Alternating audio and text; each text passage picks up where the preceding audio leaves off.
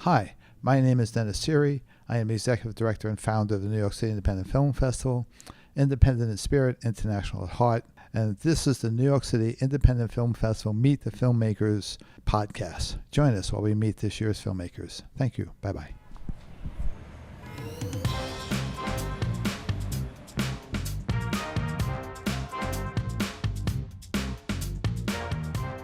Hi, welcome to this episode. Today we're here with Eugene. Hi, Eugene. Welcome. Thank you for coming here. Please introduce yourself and tell us a little bit about you. Thank you for having us. I am Eugenio Pizzorno, Eugene, for all the English-speaking folks, and I am a filmmaker, documentary, nonfiction filmmaker based in New York City. I started kind of self-taught around 25, 26, and I've been sticking with it ever since. Okay, well, thank you and welcome. All right, so what made you want to be a filmmaker? How did that happen?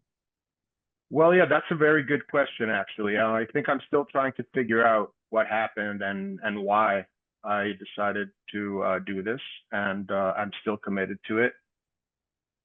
I think it was a bus ride. I was on a bus from New York to Boston, and I was trying to figure out what to do with my life. I had a background in philosophy. I'd studied like 5 years of old school philosophy back in Florence, and I was a musician as well. I was producing and composing electronic music and electroacoustic music, and I was like, well, I need to find a way to like make money and live, right? It's not going to be easy to survive as a musician philosopher, but you don't have any funds, right? So I think that's where I thought about filmmaking and the documentary medium industry more so as a viable option. And I thought of it as a synthesis of all the things that were interesting to me: audio, composition, and video, image making, and journalism, and activism. All these things I saw perfectly merging into the documentary filmmaking form. And I was not a big doc head. I didn't, know a lot about documentary, but it just felt right. And it was a great intuition on that bus ride because I haven't changed my mind yet, and I still think that it's a great industry. So how long have you been doing this? Since 25? Well, yeah, as I said, I started 25. I left Florence. I moved to London. I was working in London in kitchens and bars, and then they announced that they were going to raise the fees for graduate studies exponentially. I think it was around 2010 or 11. And I was like, well, if I want to do a master's, this is the time to do it. So I got a scholarship from the European Union via the region of Tuscany where I come from. And I joined this media and communication master's, image making specifically, and it was like a hybrid program where I learned to make stuff with software and cameras and all of that. I had a lot of freedom, and I started making installation pieces, audio video installation pieces, but they were documentary based. So there was always an interest in capturing what was going on around me, exploring the social political reality I was immersed in, and that was the start of it. Then I started working in documentary festivals as in various roles, volunteering in the marketing team and the audience development team, and I worked in Amsterdam and Sheffield and Florence, in London, and I loved the environment. I loved the industry, and I was like, well, I want to actually make more things. I don't want to just work in festivals and then like be a freelance filmmaker, videographer. I want to be an author, and it took me a long time to actually get there. And I think I'm at the beginning of my authorship, so to speak. Like I haven't fully grown shoes yet. Okay, cool. And your friends and family, what do they say when you said, I'm going to be a filmmaker? Well, my father's from an older generation, so he was understanding, luckily, but I don't think he ever understood uh, fully what I wanted to do. He was like, well, if you want to be a filmmaker, why aren't you making your own films? And I'm like, well, it's not that easy. I'm going to have to make other people's films and bits and bobs, and eventually I'll get there. And he passed of old age, so a while back, and we'll see. I think my mother is a bit younger. She got it, and I think she's still waiting for her son to make stuff. I showed her this film, and I think she understood a bit of what was behind it, and we'll see. Yeah, I think a lot of people in general, apart from my close family, are excited when I say I'm a filmmaker. They think it's a great, interesting job. They know that there is money into it, but they know it's also a very uh, exciting and creative environment. So the two things together make it, generally speaking, attractive to folks. And do you have a support group? Like, do you have your tribe, your village of filmmakers, journalists that you have as your unit? Yeah, I was lucky enough to land in New York and meet a number of really talented and committed professionals, and they happened to be Italian. I started as often immigrants do. They connect with their peers, and I feel that's those are some of my closest friends and collaborators, and they're filmmakers, and they're mostly doc heads. They mostly work in documentary as well. So I'd say that's the first one. But overall, I've been always trying to create uh, groups wherever I go. If I'm in a workshop, I will try to make a WhatsApp chat and keep in touch with the people that I shared that space for. And throughout the years, even in festivals, I think that's a really important place to network and make those connections that can be, you can have a business partnership, but you can also have a friendship rooted in your art form. And both those things are very valuable, and festivals are a great place to do that. So what made you decide to make this film? Yeah, this is an interesting film. It's not a documentary, so it's not what I usually do, and I could say it's really my first film in a way, because I've worked on a lot of stuff, but I've never felt like I've had a baby of sorts from a creation of mine. And this was not obviously not just me. It was with Eleonora and Chris, who's actually the person I think who dropped the first seed.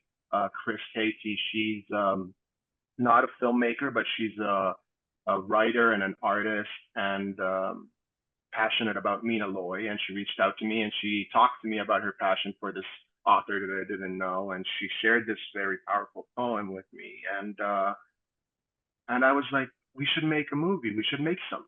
And it was, I think it was either right before the pandemic that she shared that with me. And so when the pandemic happened, we had all this time, and we started doing these Zoom calls, the three of us. I brought in Eleonora because I thought it would be nice to just like have another set of eyes and another mind and another woman specifically for this project. And we just did a bunch of brainstorming sessions, and eventually we flew Chris in from Chicago in a weekend. We shot the film.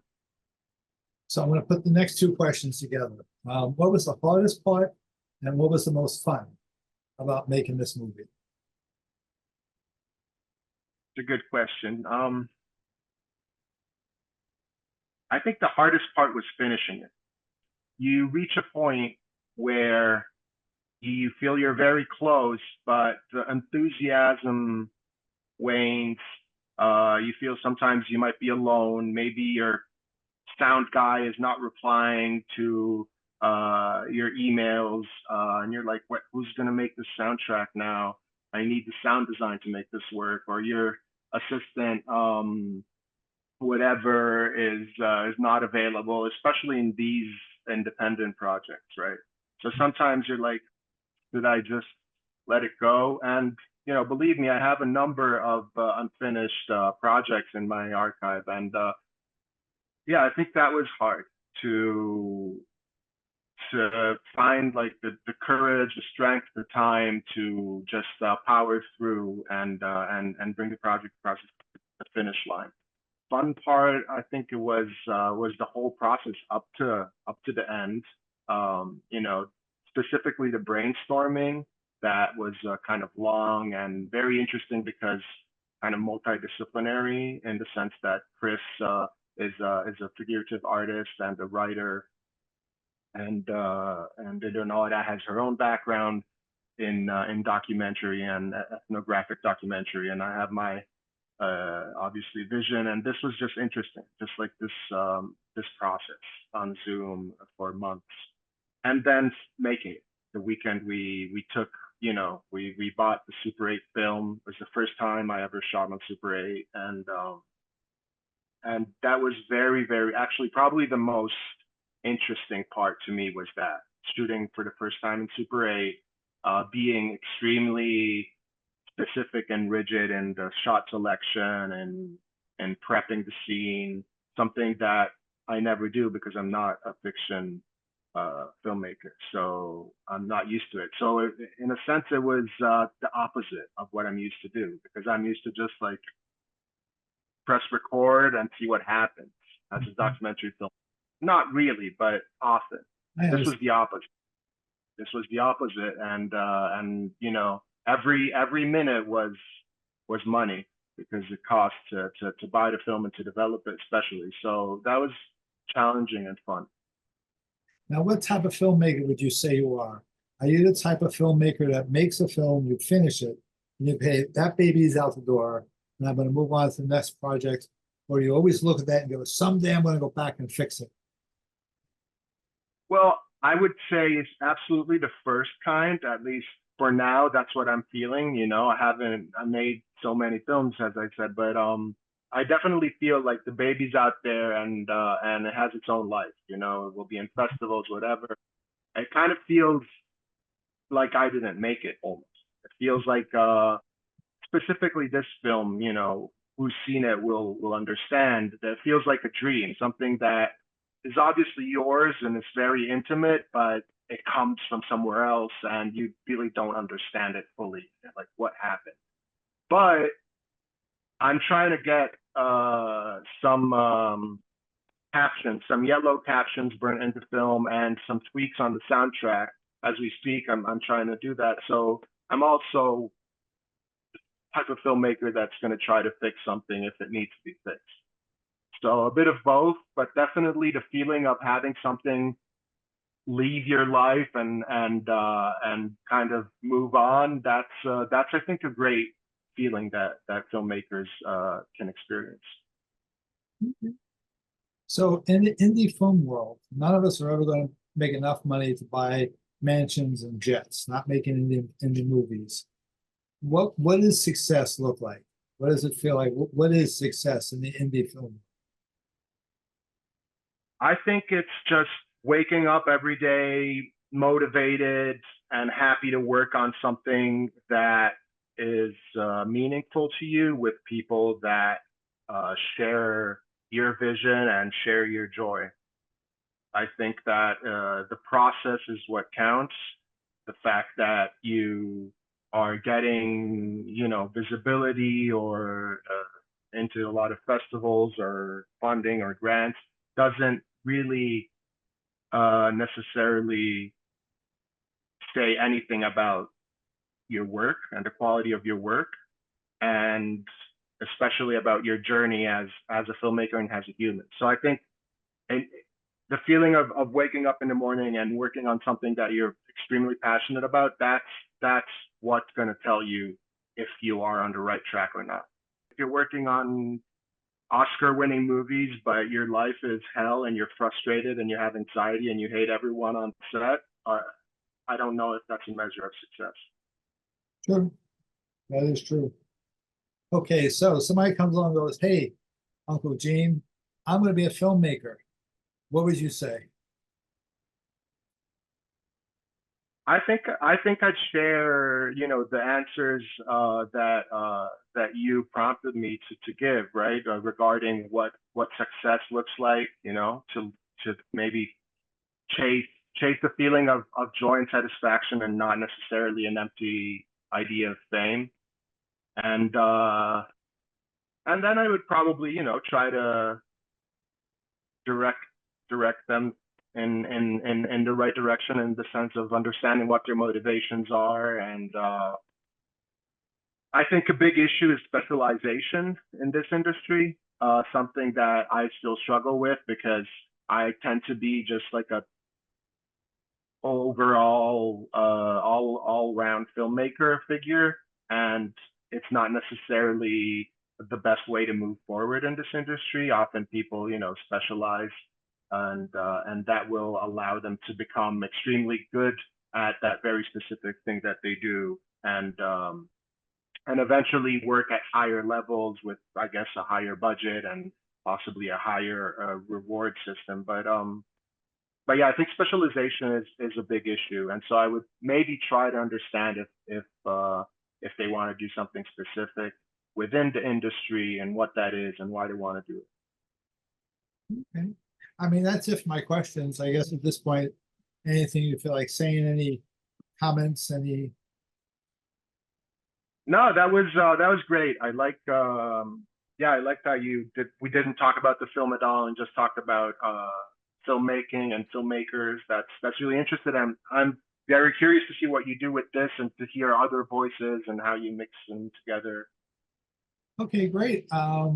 So the film is Only Dark from the Outside. It is showing at the New York City Independent Film Festival at the Producers Club on Thursday, June 6th. So join us and watch all the rest of the great movies.